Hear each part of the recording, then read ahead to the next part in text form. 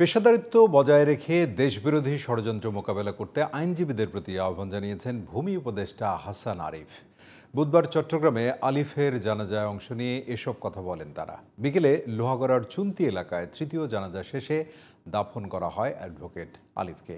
এদিকে অ্যাডভোকেট সাইফুল ইসলাম আরিফ হত্যাকাণ্ডের সাথে জড়িত থাকার অভিযোগ এনে ইসকনকে নিষিদ্ধের দাবি জানিয়েছেন চট্টগ্রামের আইনজীবীরা।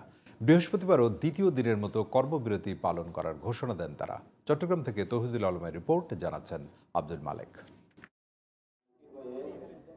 সকাল 10টার দিকে আইনজীবী সাইফুল ইসলাম আলিফের প্রথম জানাজা অনুষ্ঠিত হয় চট্টগ্রাম আদালত প্রাঙ্গণে।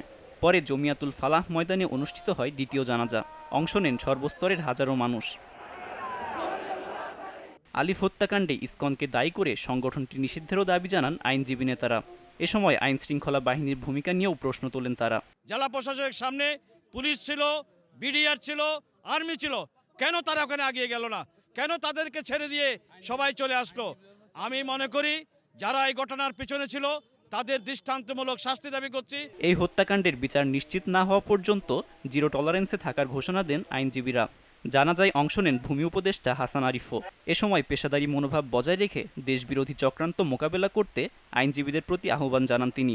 আমরা শোকে প্রমাণ হয়ে যাব না, ভেঙে পড়বো না।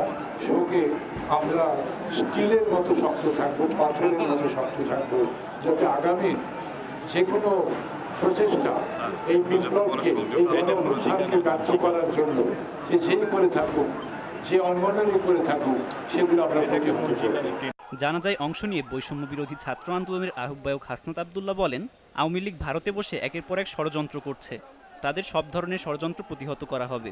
এই হাসিনা পালিয়ে যাওয়ার পরে আমরা দেখেছি যে ষড়যন্ত্র অব্যাহত আছে এবং ভারতে বসে উনি দেশের স্থিতিশীলতা নষ্ট করার জন্য পায়তারা করে যাচ্ছে।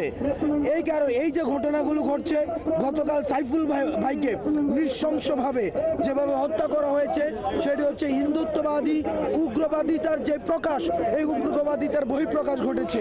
এদিকে আইনজীবী আলিফ হত্যার প্রতিবাদে নগরীর ওয়াসা, টাইগার পাস, নিউ মার্কেট, বহদ্দারহাট এলাকায় বিক্ষোভ কর্মসূচি পালন করেছে বৈষম্য বিরোধী ছাত্র আন্দোলন সহ বিভিন্ন সংগঠন। অন্যদিকে আজ কর্মবিরতি পালন করেন আইনজীবীরা। এর আগে মঙ্গলবার চট্টগ্রাম বারের আইনজীবী সাইফুল ইসলাম আলিফকে হত্যা করে দুর্বৃত্তরা।